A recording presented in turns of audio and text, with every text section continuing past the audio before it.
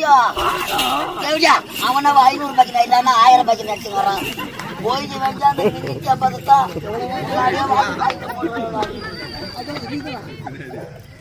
அது என்ன நீ சொன்னது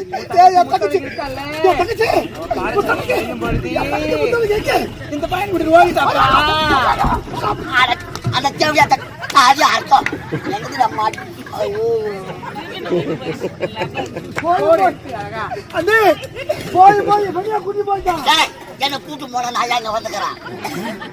இப்படியே வந்தாங்க புது இனத்தை உருவாக்குறோம் நாங்க அன்னை